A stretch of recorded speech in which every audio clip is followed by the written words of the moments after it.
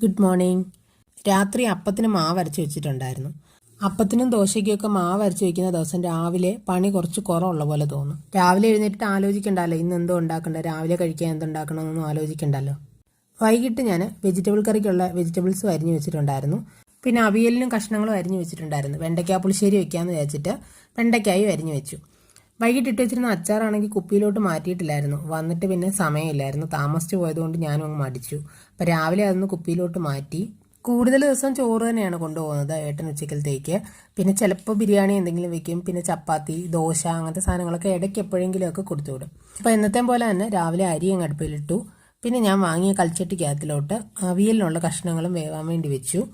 ഇൻഡക്ഷനിലോട്ട് vegetable കറിക്കുള്ള വെജിറ്റബിൾസും വെച്ചിട്ട് ചായ കുടിക്കാൻ വേണ്ടി പോയി. ചായ കുടിച്ചിട്ട് വന്നപ്പോഴത്തേക്ക് അതൊക്കെ ഒന്ന് വെന്ത് വന്നിട്ടുണ്ടായിരുന്നു. പിന്നെ അരപ്പ് ചേർത്താൽ മതിയല്ലോ. വെണ്ടയ്ക്ക അരിഞ്ഞു വെച്ചിരുന്നത് ഫ്രൈ ചെയ്തിട്ട് അത് പുളിശ്ശേരിയാക്കി മോരിനകത്തിലോട്ട് പൊടികളൊക്കെ ചേർത്തിട്ട് ഒന്ന് മിക്സ് ചെയ്ത് അതിലോട്ട് ഒഴിച്ചെടുത്തു. മീനും വറുത്തെടുത്തു. അപ്പോഴത്തേക്ക് നമ്മുടെ അവിയലും നല്ലതായിട്ട് വറ്റി വന്നു.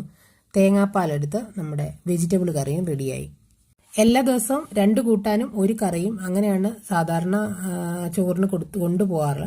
നോൺ വെജ് ആണെങ്കിൽ അതും ഒരു വെജിറ്റബിൾ എന്തെങ്കിലും ഒരു കൂട്ടാനും കൂടെ, പിന്നെ ഒരു ഒഴിച്ചു കറിയും. എനിക്ക് അടുക്കളയിലോട്ട് കയറി കഴിഞ്ഞാൽ പിന്നെ പെട്ടെന്ന് ജോലിയെല്ലാം കഴിയണം. അങ്ങനെ ചവിട്ടി തേച്ച് ഉച്ച വരെ നിൽക്കുന്ന ഇഷ്ടമേ അല്ല. അടുപ്പൊഴിയാതെ ഒന്ന് മാറ്റി അടുത്തത് വെച്ച് അങ്ങനെ പെട്ടെന്ന് ജോലി തീർക്കണം. 9:45 ആയപ്പോഴത്തേക്ക് എൻ്റെ പണിയൊക്കെ കഴിഞ്ഞു. അടുക്കളയിൽ നിന്ന് ഇറങ്ങി.